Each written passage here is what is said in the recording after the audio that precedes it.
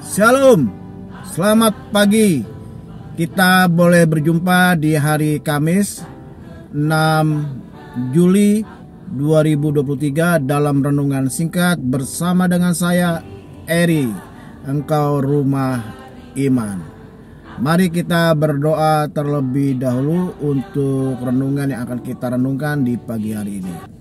Maha besar Bapa yang kami kenal di dalam nama Tuhan Yesus Kristus, terima kasih buat hari yang baru. Kami akan merenungkan Tuhan berbicara bagi kami di hari yang baru, di berkat yang baru. Dalam nama Yesus, haleluya, amin.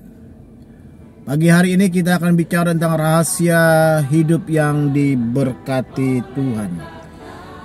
Saya percaya kita semua sangat merindukan bahwa hidup kita ini diberkati, dilindungi, dijaga oleh Tuhan.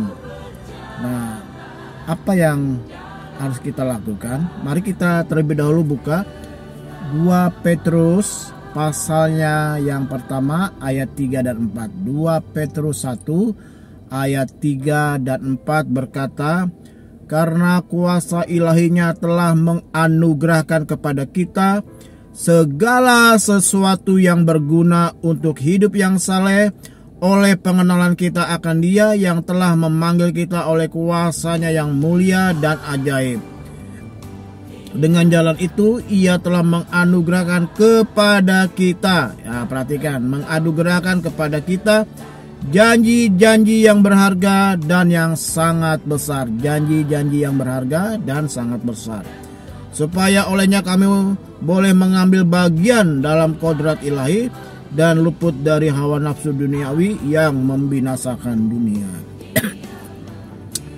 Suratan Petrus ini bicara ya kepada kita bagaimana Tuhan Allah sudah menganugerahkan kepada kita ya janji-janji yang berharga dan besar. Artinya kita semua punya hak untuk bisa menikmati hidup yang diberkati. Nah, bagaimana caranya untuk hidup yang diberkati? Yang pertama saya mencatat, ya, pertama kita harus mau memberi diri kita, ya, untuk dikembalikan kepada rancangan Allah yang semula.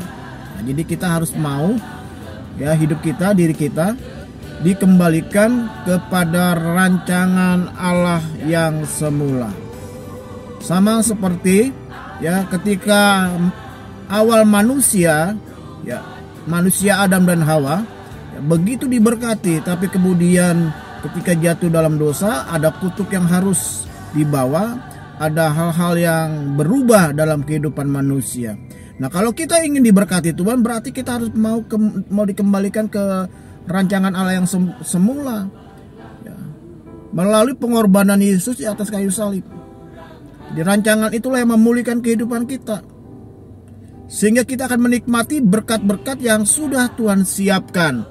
Yang kedua, setelah kita mau dikembalikan, kita mau dibentuk, mau dibawa oleh Tuhan pada posisi yang semula. Yang kedua, kita harus mau mempersembahkan hidup kita bagi Tuhan. Kalau kita mau dikembalikan ke rancangan semula, tetapi kemudian kita tidak mau mempersembahkan hidup kita, mau mempersembahkan tubuh kita, ya percuma saja. Jadi harus kita juga berani mempersembahkan hidup kita. Segala sesuatunya hanya untuk kemuliaan Tuhan. Apa yang kita miliki, ya, yang kita punyai, yang ada dalam hidup kita harus mau dipersembahkan kepada Tuhan. Yang ketiga, kalau ingin menikmati hidup yang diberkati Tuhan, yang ketiga adalah, ya, kita harus mau merindukan kerajaan surga yang akan datang. Kalau orang tidak merindukan kerajaan surga yang akan datang, artinya dia tidak percaya akan adanya surga.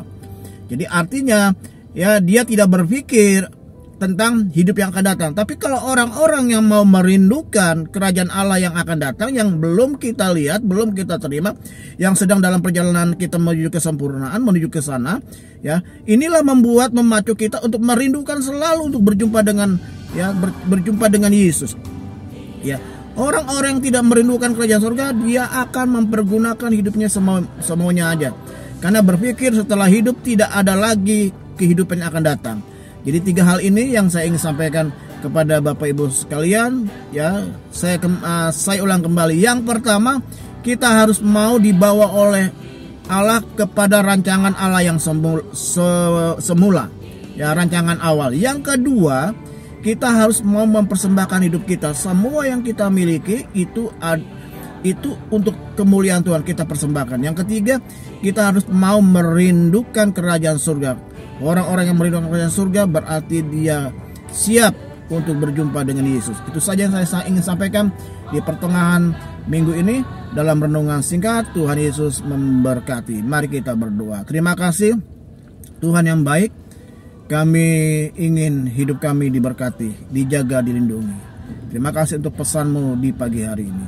Berkati seluruh umat Tuhan dimanapun berada. Tuhan tolong kegiatan mereka sepanjang hari ini. Kami sepakat bersama-sama demi Allah Bapa, Allah Anak, Allah Roh Kudus, yaitu dalam nama Tuhan Yesus Kristus. Kami buka hari yang baru. Kami buka seluruh kunci kehidupan kami, kegiatan kami, aktivitas kami.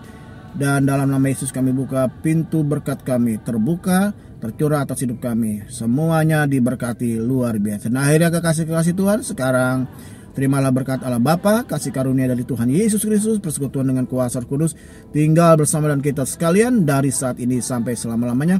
Kemanapun engkau pergi, engkau ditentukan untuk tetap jadi pemenang. Yang percaya dan diberkati, katakan amin. Haleluya. Sampai jumpa hari Senin dalam renungan awal minggu pada pukul 7.30 pagi. Tuhan Yesus memberkati. Ya, dimanapun kau berada, Allah bersama dengan Bapak Ibu Saudara sekalian. Tetap semangat. Pertolongan Tuhan selalu ada untuk kita.